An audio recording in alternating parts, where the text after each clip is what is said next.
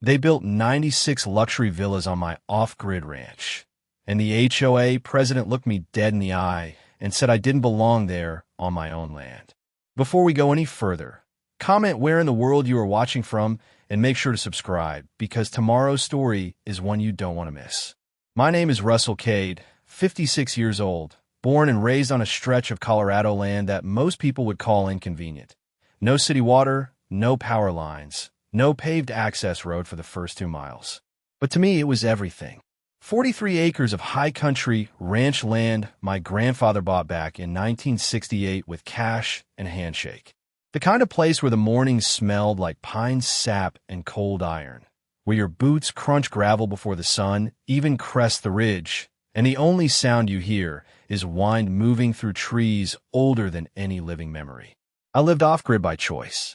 Solar panels humming quietly on the south slope, a backup diesel generator that kicked on with a low, steady growl when the snow got heavy, and a well my father drilled himself back in the 70s. Water, so clean it tasted like it came straight out of the mountain's bones. No HOA.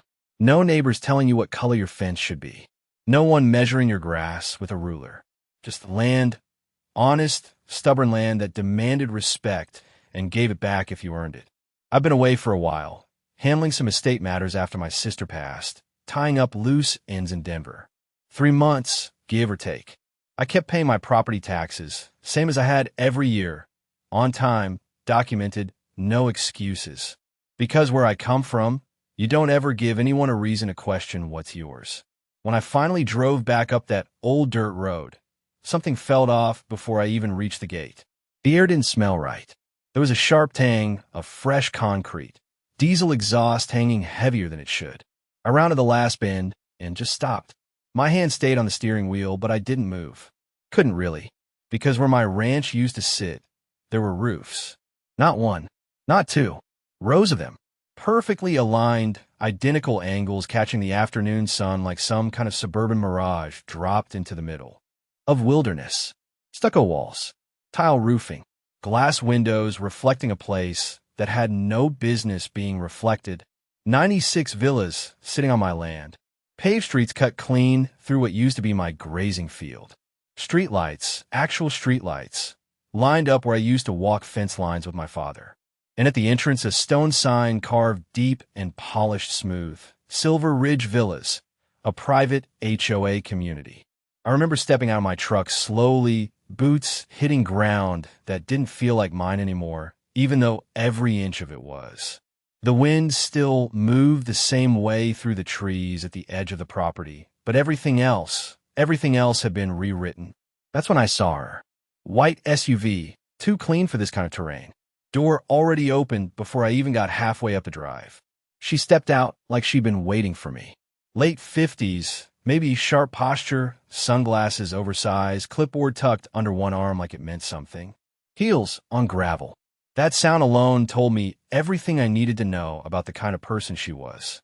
"Can I help you?" she said, voice tight, controlled, practiced. I looked past her at the villas, the roads, the people moving in the distance like this was all normal. And then back at her. "Yeah," I said calmly. "You can start by explaining why there are 96 houses sitting on my ranch." She didn't blink. Not once. Just tilted her head, slightly, like I'd said something mildly amusing. "This property," she replied, tapping her clipboard lightly, "is part of a legally developed residential community under HOA governance. If you're here for work inquiries, you'll need to go through proper channels." Work inquiries. I let that sit for a second, tasted it. The assumption, the dismissal, the quiet certainty that I didn't belong in my own dirt. I didn't raise my voice, didn't argue, just studied her posture, her tone. The way she stood like authority was something you could put on like a jacket. Because right then, I understood something important. This wasn't a mistake. This was deliberate, planned, executed with confidence. And the people behind it? They believed completely that no one was coming to challenge them. I nodded once, slow and steady. "All right," I said. "We'll figure it out." She smiled, small, polite, the kind of smile people use when they think a conversation is already over. What? She didn't know. What none of them knew was that I wasn't here to argue. I was here to watch. And I had all the time in the world. She turned and walked away like the conversation had already been decided, heels clicking across my land with that same sharp rhythm. Ownership without permission. I stood there a while longer, letting the wind move past me, letting my eyes trace the lines of those villas, counting them, row by row, like I was committing a crime scene to memory. 96. Not a single one placed by accident. Whoever did this knew exactly what they were doing. And more importantly, they were confident enough to finish it. I didn't argue, didn't call the sheriff, didn't start shouting about property lines like some desperate man trying to reclaim dignity in front of strangers. Instead, I got back in my truck and drove out. Slow, deliberate, because the moment you react too fast, you lose control of the board. That night, I spread everything across my kitchen table back in town. Old maps, survey records, tax receipts going back decades. The smell of aged paper and ink filled the room. That dry, almost metallic scent that comes from documents that have outlived the people who signed them. My grandfather's original deed sat at the center. 1968. Handwritten annotations along the margins, coordinates etched before GPS made people lazy. I ran my fingers over the edges, creased, worn but intact. Still valid, still binding, still mine. The next morning, I went to the county records office. Same building it's always been. Brick exterior, fluorescent lights, humming overhead like they've got secrets of their own. I didn't rush. I requested certified copies of everything tied to my parcel. Boundary surveys, zoning classifications, title history, and then I asked for something else. All recent filings tied to that land. The clerk, a woman who looked like she'd been there longer than most buildings, gave me a look. Not suspicious, just curious. There's been a lot of activity tied to that section recently, she said, flipping through digital records with practiced ease. Development permits, subdivision approvals. I nodded. I figured. What she printed out over the next hour told me more than enough. They hadn't hidden it. That's the part that almost impressed me. Everything was filed, clean, organized, stamped with official approvals. A developer company I'd never heard of had pushed through a full subdivision plan, approved under the assumption the land was unclaimed for active use. They leaned on something called abandonment interpretation, gray area law twisted just enough to sound legitimate to anyone who didn't look too closely. But here's what they got wrong, and it wasn't small. Property taxes. Every single year. Paid. Documented. Time-stamped. You don't abandon land you're actively paying the state for. That alone was enough to crack the entire foundation. Still, I didn't move. Not yet. Over the next few days, I made quiet visits back to the ranch. Parked off the main road where no one would notice. Watched. Listened. Construction was wrapping up fast. Landscaping crews laying sod where wild grass used to grow. Contractors installing outdoor lighting like they were dressing up a lie to make it more convincing. Families walking through open houses, smiling, excited, completely unaware they were stepping into something that wasn't legally real. And her, the HOA president, she moved through it all like she owned not just the land, but the future of it. Clipboard always in hand, giving directions, correcting workers, shaking hands with buyers like she was selling certainty. I watched her one afternoon as she spoke to a couple, mid-50s, probably investing retirement money into one of those villas. She gestured wide, confident. This community is fully secured, fully compliant. You're buying into stability. Stability. That word lingered in my head longer than it should have. Because stability built on something you don't own isn't stability. It's exposure. I started documenting everything. Photos, video, time-stamped entries, delivery trucks, construction phases, license plates. Not because I needed proof they built it. I already had that. But because I needed scale. Intent. Pattern. This wasn't a mistake. This was systematic. Weeks passed. Then months. And something interesting happened that didn't slow down. They accelerated. Sale signs turned into sold markers. Moving trucks replaced construction vehicles. Lights came on at night, one by one, until the entire hillside glowed like it had always been there. 96 villas occupied. Functional. Profitable. and all of it sitting on land they never had the right to touch. That's when I made my first real move. Not loud, not dramatic, just a phone call. I reached out to a firm in Denver, real estate litigation, the kind that handles disputes most people never even hear about. The kind that doesn't blink at numbers with 7 zeros attached. The attorney I met didn't interrupt me once. Just listened, hands folded, eyes steady. When I finished, he leaned back slightly and asked one question. Have they finished construction? I nodded, almost fully occupied. He smiled, not wide, not amused, just controlled. Good, he said quietly. Then we don't stop them. I held his gaze. We let them finish, he continued. Let them sell every unit. Let them fill every house. And then he tapped the deed sitting between us. We take it all back. That was the moment the game shifted. Because up until then, they thought they were building something permanent. They had no idea they were building it for me. They didn't just keep building, they started rewriting the story. It began quietly, small things at first. A notice posted at the gated entrance warning residents about unauthorized individuals trespassing on private HOA property. No names, no photos, just enough to plant an idea. I saw it the next time I drove past, parked just far enough to read without being obvious. Unauthorized individuals. That was me now, on land my family had held for over 50 years. A week later, it escalated. A local community Facebook group, Silver Ridge residents, started gaining traction. At first it was harmless enough. Landscaping updates, neighborhood events, pictures of sunset views over the hills that used to be mine. Then the tone shifted. A post appeared late one evening. Be aware, suspicious truck seen circling community perimeter. Authorities notified. No photo of me directly, just my truck captured at an angle that made it look like I didn't belong. Comments followed fast. People speculating. Outsider. Potential threat. Someone even suggested increased security patrols. I read every word without reacting, because this was exactly what they needed to do. Isolate me. Redefine me. Turn the rightful owner into an intruder. And at the center of it all, her, the HOA president. She leaned into it like a seasoned politician.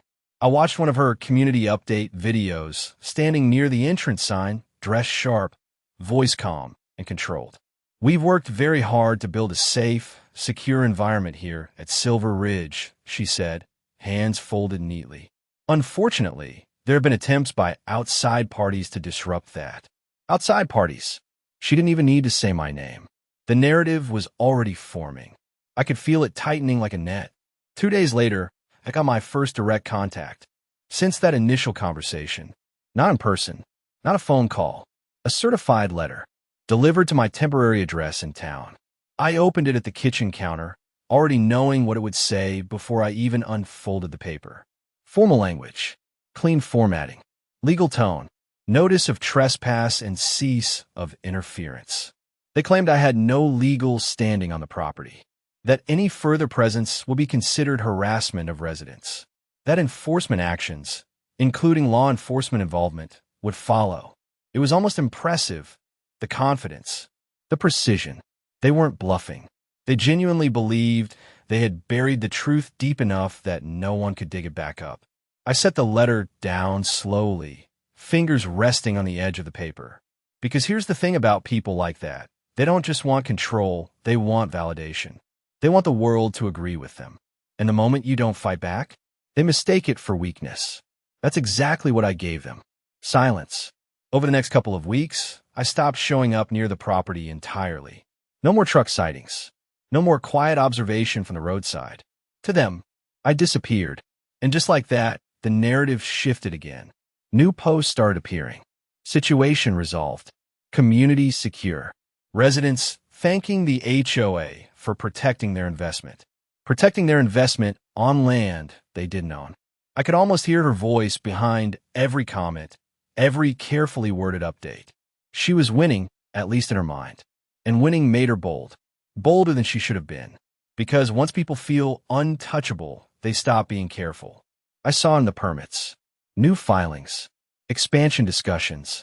Plans to increase property value through additional amenities. Clubhouse, private trails. maybe even a second phase development on adjacent land. Adjacent land that also traced back to my original parcel boundaries. That's when I realized this wasn't just about 96 villas anymore. This was about leverage. They were building an empire on paper they never had the right to touch. And they were doing it in broad daylight. My attorney noticed it too. They're overextending, he said during one of our meetings, reviewing updated filings with a measured tone. That's good for us. The more they commit, the deeper the liability. I nodded, but I didn't say much. Because while he was focused on the legal structure, I was watching the psychology. The way she carried herself, the way she spoke in public meetings, recordings I managed to obtain through residents who weren't entirely convinced by her authority. She didn't hedge anymore, didn't qualify her statements.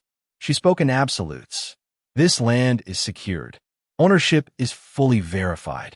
There are no outstanding claims. No outstanding claims. I almost smiled when I heard that, because the one claim that mattered was sitting in a folder less than 3 feet from where I stood. Untouched, undisputed, waiting. Time moved forward the way it always does, quiet, steady, indifferent to who thinks they're in control. The villas filled up completely. Every driveway occupied. Every porch lit at night. The place looked permanent now. Established. Real. And that illusion, that's what made it dangerous. Because once people believe something is real, they stop questioning it. That's exactly what she was counting on. What she didn't understand was that reality isn't decided by belief. It's decided by proof. And I had all of it. I just wasn't ready to show it yet. The shift happened on a cold Tuesday morning, quiet, deliberate, and irreversible. I pulled my truck up to the main entrance just after sunrise, the same way I had a dozen times before. Except this time, I didn't stop outside the gate. I got out, walked straight up to the keypad column, and studied it for a moment. New hardware, recently installed, expensive, designed to keep people like me out. I reached into my jacket, pulled out a small bolt cutter. Not rushed, not aggressive, just practical, and clipped the external lock securing the service access panel. One clean snap. The sound echoed sharper than it should have in the morning air. I didn't rush after that. Opened the panel. Flipped the internal override switch. And just like that, the gate slid open. Slow, smooth, obedient. The kind of obedience that comes from infrastructure built on assumptions. I drove in. No hosetaschen. No epaligi. Tires rolling over pavement that had been poured across my land without a single signature for me. I parked near the central row of villas and stepped out. People noticed. Of course they did. Curtains shifted. A man watering his front lawn froze mid-motion.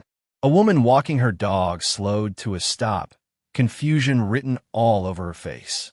I didn't address any of them. This wasn't for them. This was for her. It didn't take long.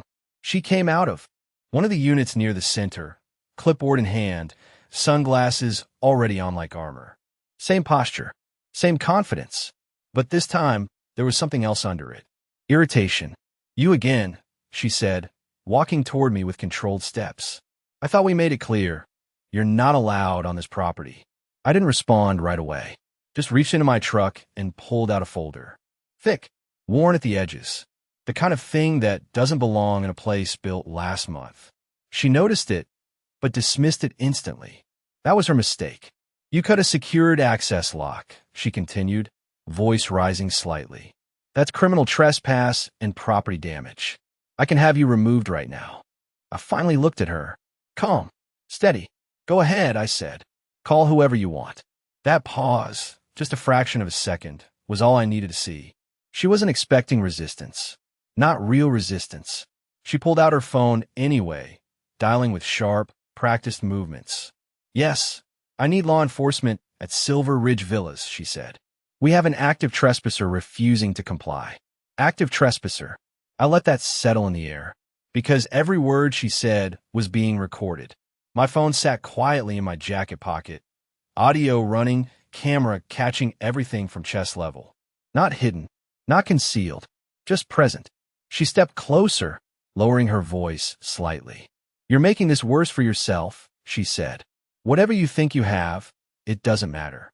This land is legally transferred, documented, and under HOA authority. There it was. Clear. Confident. Absolute. I tilted my head just slightly. Legally transferred? I asked. That's what your attorney told you. Her expression tightened. Not much, but enough. Our legal team has verified every aspect of this development, she snapped. You're either misinformed or deliberately disruptive. I nodded slowly, like I was considering her words. Like they held weight. They didn't. What they held was evidence. Minutes later, the sheriff's vehicle pulled in, gravel crunching under tires, though there wasn't much gravel left to crunch anymore. The deputy stepped out, already looking tired before the conversation even started. What seems to be the issue? He asked. She stepped forward immediately, controlled, rehearsed. This man has been repeatedly trespassing on private HOA property, she said. He's now damaged secured infrastructure and is refusing to leave. The deputy turned to me. Sir, I didn't move, didn't raise my voice, just handed him a single document from the folder. Not the whole thing, just one page. The original parcel map. My name on it. Boundaries outlined in ink older than anything around us. He looked down, then back up at the villas, then back at me. Confusion flickered, real, unfiltered. She noticed it instantly, and instead of stepping back, she doubled down. That was the fatal error. That document is irrelevant, she said sharply. We have updated filings, approved development permits, and legal title transfers. This man is attempting to interfere with a lawful community. Irrelevant. She said it out loud, in front of law enforcement. On record. The deputy frowned slightly. Mom, I'll need to see those documents. She hesitated, just long enough for everything to shift. Our management office has them on file, she replied. But I can assure you, everything is compliant. Assure. Not proof. I watched her carefully. The way her voice held steady, but her fingers tightened just slightly around that clipboard. She didn't have it on her. The proof she claimed to rely on wasn't in her control, because it didn't exist the way she thought it did. And that's when I understood something with absolute clarity. She hadn't just built on land she didn't own. She'd been selling it, collecting money, structuring contracts, all based on a legal assumption that collapsed the moment someone asked for the original deed. This wasn't just arrogance anymore. This was fraud. Big enough, loud enough, to echo far beyond a single HOA. I took a slow breath, eyes steady on hers, because she still didn't see it. Not yet. And that blindness, that confidence was about to cost her everything. The deputy didn't arrest me. He didn't remove me either. Instead, he stepped back, subtle, cautious, the way someone does when they realize they've just walked into something bigger than a simple dispute. He told both of us the same thing in a calm, neutral tone. This is a civil matter. I suggest you resolve it through proper legal channels. Then he left, just like that. No handcuffs, no warnings, just distance. And that rattled her more than anything else could have. Because for the first time since I'd seen her, she didn't have immediate authority backing her up. She stood there, clipboard tight against her side, watching the patrol car disappear down the road. Then she turned to me, voice lower now, sharper. This isn't over, she said. You've made a very serious mistake. I didn't respond. I didn't need to, because the mistake wasn't mine. Over the next 48 hours, I stopped showing up entirely again. Not because I was backing off, but because it was time to move where she couldn't see me. Behind paper, behind systems, behind a kind of records that don't care about confidence or tone. My attorney and I started pulling everything tied to Silver Ridge Villas. Not just land records this time, financials, corporate registrations, transaction histories. The developer entity she'd been hiding behind. It looked clean at first glance. Limited liability structure, brupe feelings. But the deeper we went, the more it unraveled. The development company wasn't operating alone. It was tied to a management firm. Same address, different name. And that firm was receiving consulting fees that didn't match any legitimate service.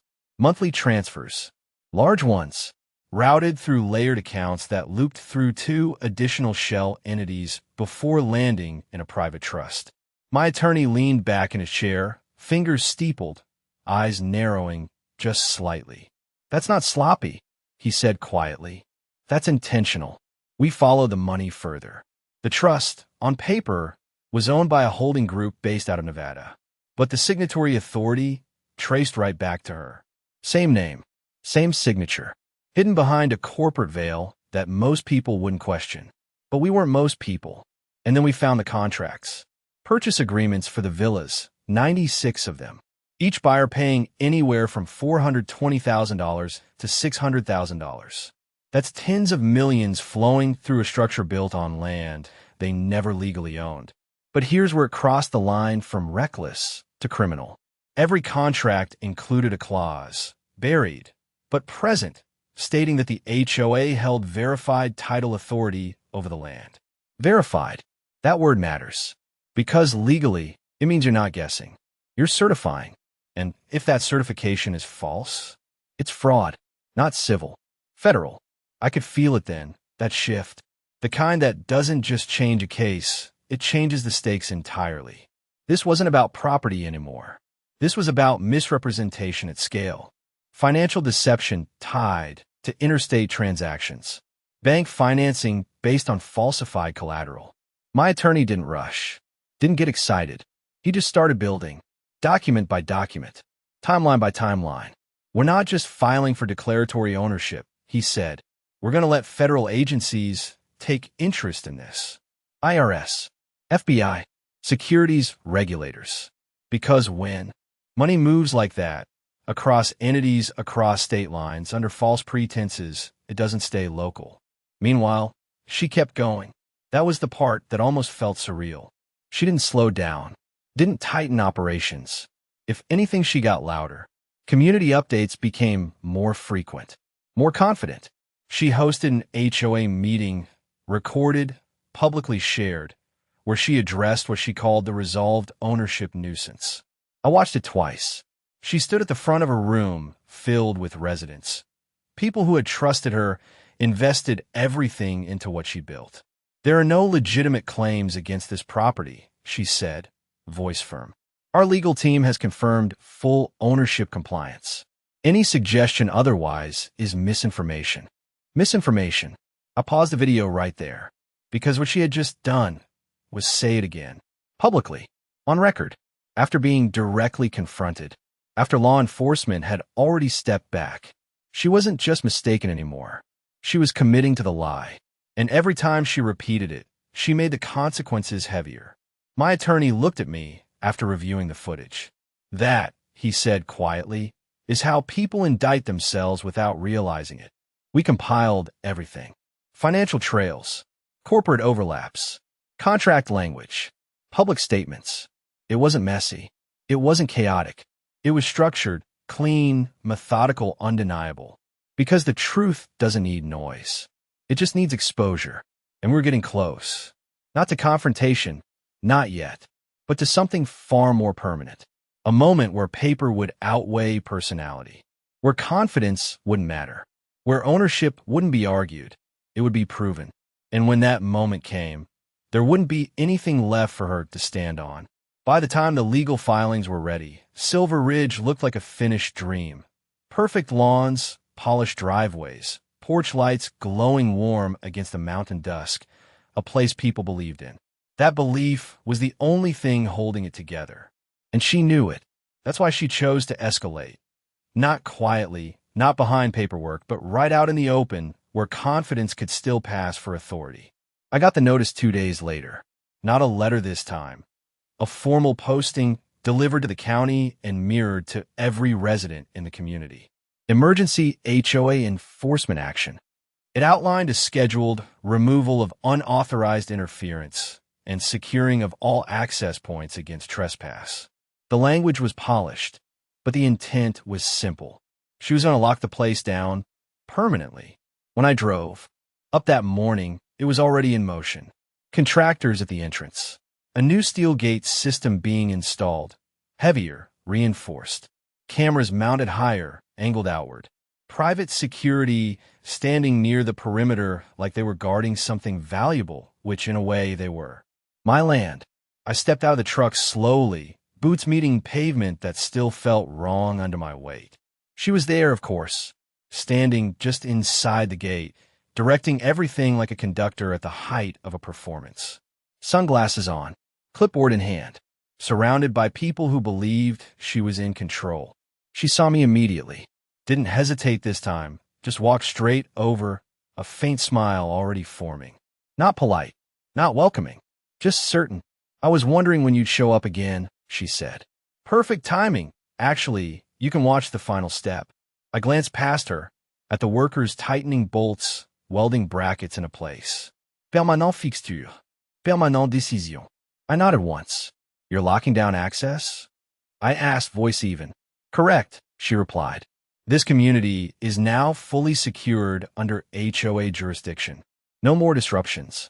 Disruptions. That's what she'd reduced it to. 50 years of ownership, reduced to a nuisance. I took a step closer, not aggressive, not confrontational, just enough to make the conversation real. You're about to seal a gate, I said quietly, on land you don't legally own. She laughed. Actually laughed, short, sharp, dismissive. You're still holding on to that? She said. It's almost impressive, honestly. Around us, the work continued. Metal against metal. Sparks flashing in brief bursts. No one was paying attention to the conversation, but it didn't matter. This wasn't for them. This was for the record. I met her gaze, steady, unblinking. This is your last chance, I said. Stop this. Review your filings. Check the original deed chain before you commit to something you can't undo. There was. Clear. Direct. Not a threat. Not an argument. Just a warning. She tilted her head slightly, studying me like I was something she'd already figured out.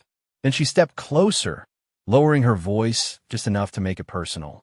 Let me explain something to you, she said. People like you cling to paperwork because it's the only leverage you think you have. But this, she gestured around us, wide, confident, this is reality. 96 homes, families, investments, banks backing every transaction. Do you really think all of that exists without verification? I didn't interrupt. I let her speak, because every word, every assumption was digging the hole deeper. She continued, a slight edge creeping into her tone. We've secured financing, executed contracts, and transferred ownership across multiple entities. Everything has been audited, approved, and signed off. You walking in here with some outdated piece of paper doesn't change that. Outdated piece of paper. The deed. The one thing that defined everything. I took a slow breath, the cool air settling steady in my chest. You're certifying ownership you don't have, I said. You're collecting money based on that certification. That's not a misunderstanding. That's fraud. That word hung there. Heavy. Final. For a split second, something flickered behind her eyes. Not fear. Not yet. But awareness. A recognition that the conversation had crossed into territory she didn't fully control. And then just as quickly it was gone. Replaced by that same smile. That same confidence. She leaned back slightly, crossing her arms. You really believe that? She said, almost amused. Then go ahead. File whatever you think you need to file. She glanced toward the workers. In the meantime, we're finishing this.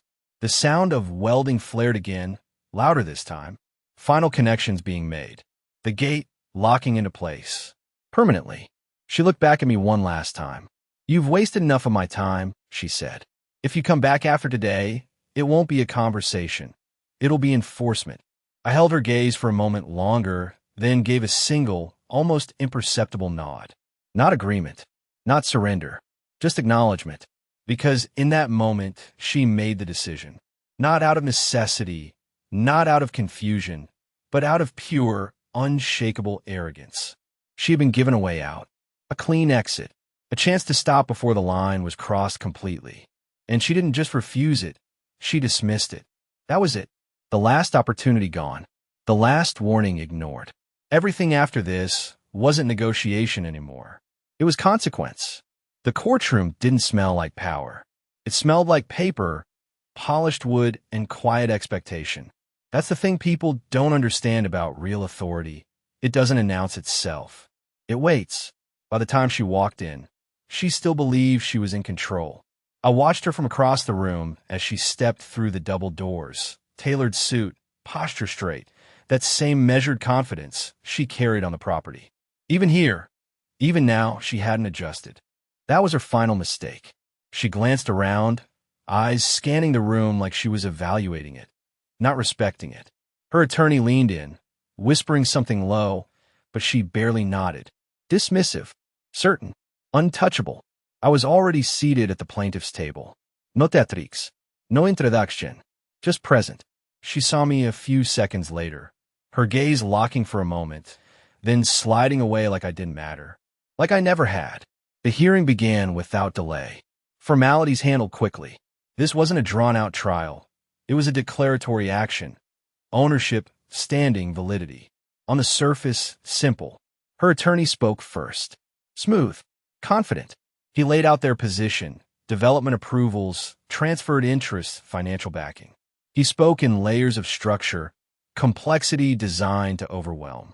And she sat there, calm, composed, nodding slightly at every point, like she'd rehearsed it 100 times. Then it was our turn. My attorney didn't stand right away. He let the silence stretch just a fraction longer than comfortable. Then he rose, slow, deliberate, and placed a single document on the evidence stand. Not a stack, not a binder, just one. Your Honor, he said, voice even, we'd like to begin with the original recorded deed. The clerk took it, passed it forward. The judge adjusted his glasses, reading quietly. No reaction at first, just attention. That's all we needed. My attorney continued. Recorded in 1968. Continuous tax payments verified annually. No lapse, no transfer, no legal abandonment. Each word landed clean, precise. Across the room, I saw it, the first shift. Not in her posture, not yet, but in her eyes. A narrowing, a recalculation. Her attorney leaned forward slightly, flipping through his own documents, faster now, less controlled. My attorney didn't pause. He moved to the next layer. We would also like to submit financial transaction records tied to the development entity operating under Silver Ridge Villas. That's when the tone changed. Not loudly, not dramatically, but undeniably. Bank records appeared on screen, clean, organized. Transfers mapped out in sequence. From buyers to developer to management firm, then through two shell entities, and finally into a private trust. The judge's expression tightened, just slightly. Enough. These transfers, my attorney continued, represent proceeds from the sale of 96 residential units built on land the developer did not own. The room went still. Not silent, still. Like everything had just shifted into a different gravity. Her attorney stood quickly. Objection.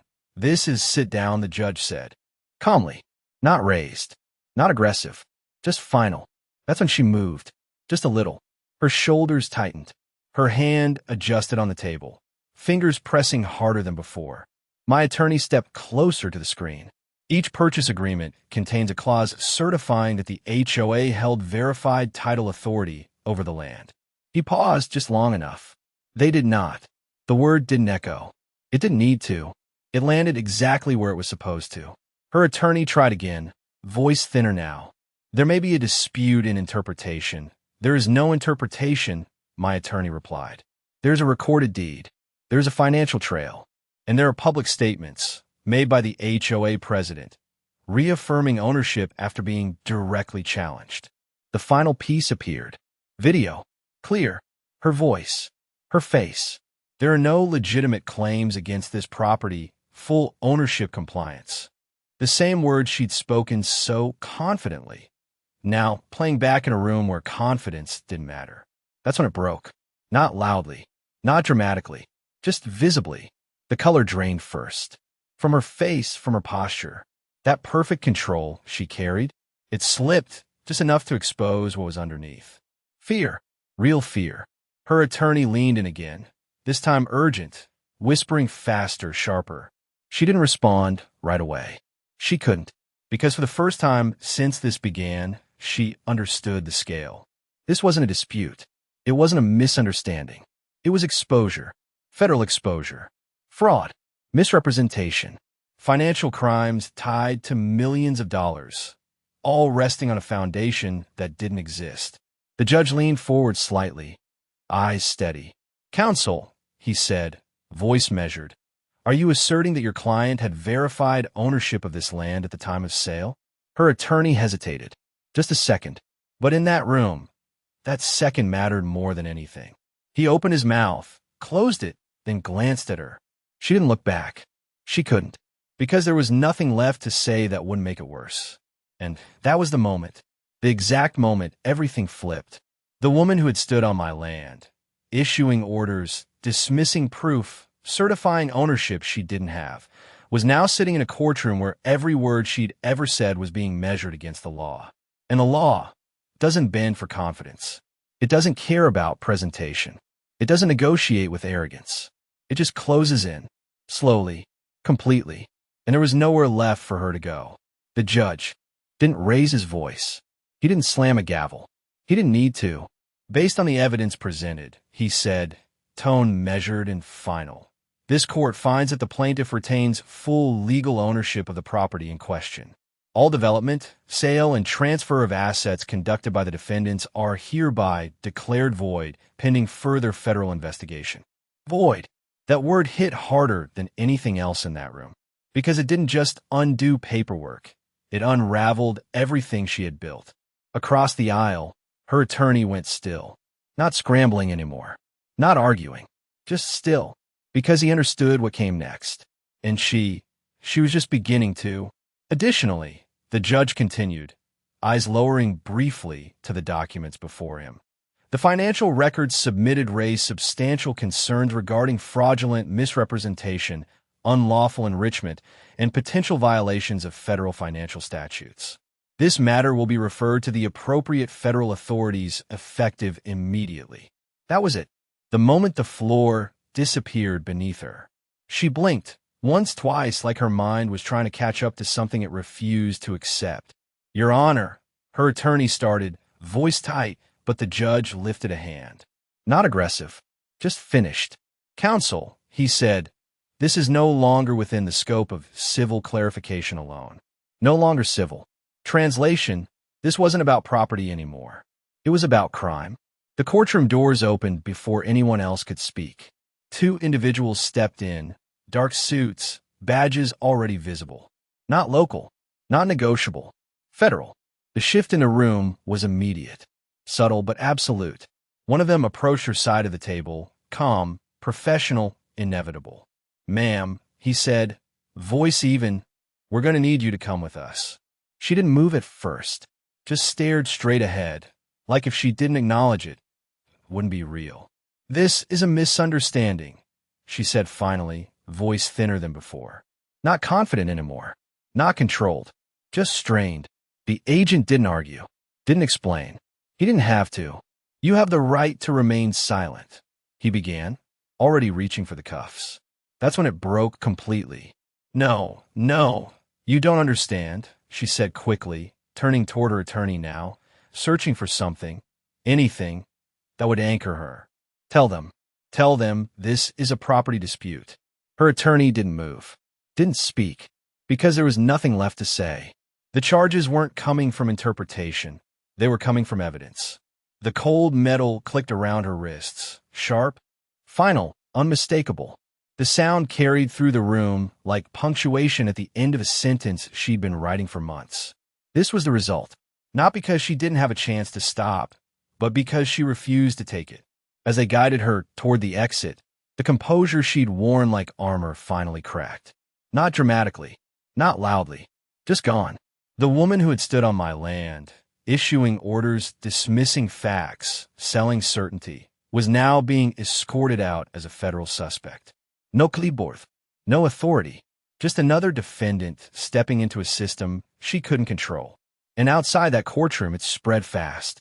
News doesn't stay quiet when money like that is involved. By the end of the week, Silver Ridge Villas wasn't being marketed as a luxury community anymore. It was being investigated as the center of a multi-million-dollar fraud case. Bank accounts tied to the development were frozen. Transactions halted mid-process. Buyers, families who thought they had secured homes, were now part of an unfolding legal disaster. Lawsuits stacked on top of investigations. Title companies pulled out. Lenders initiated emergency reviews. The entire structure, financial, legal, reputational, collapsed under its own weight.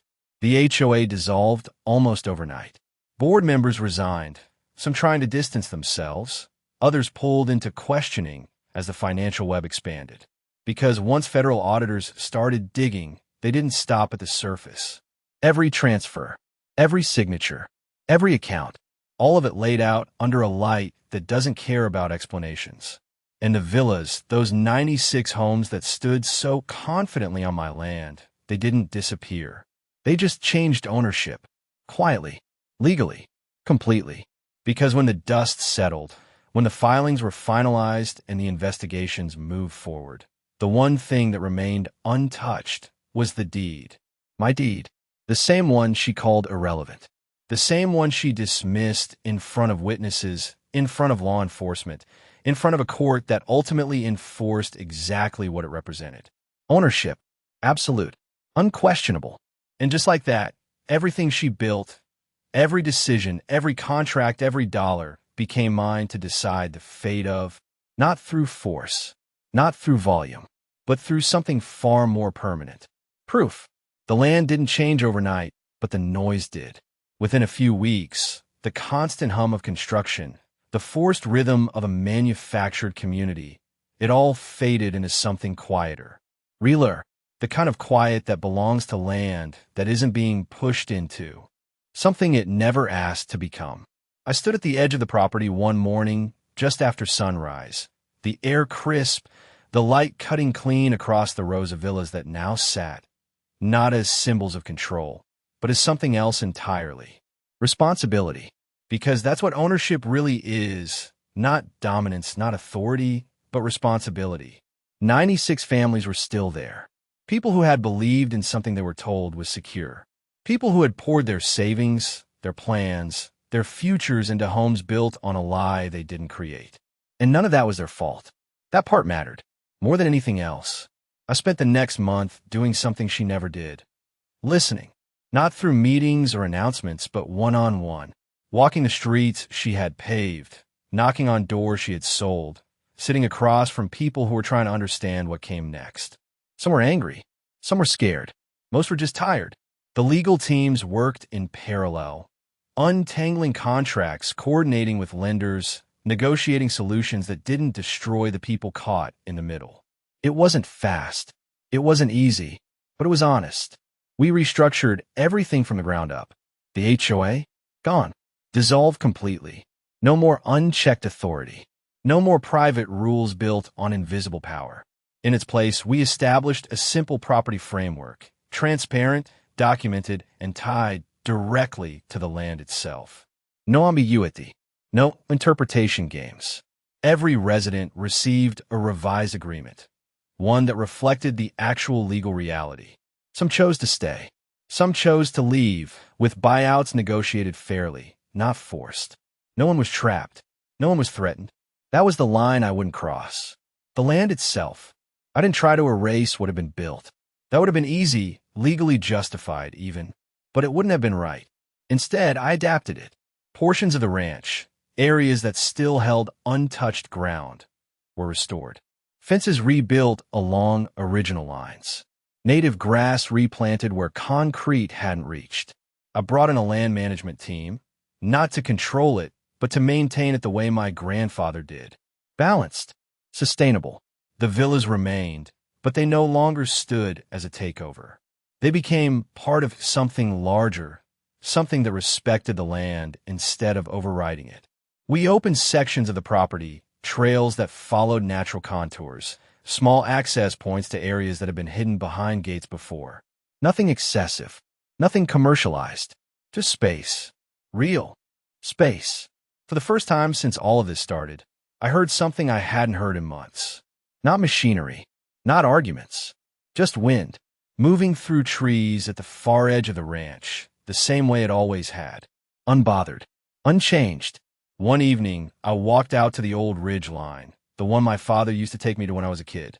The villas were visible from there, lights scattered across the hillside, but they didn't feel invasive anymore. Just present. Part of the landscape now, whether I had chosen it or not. And that was fine, because what mattered wasn't that everything went back to the way it was.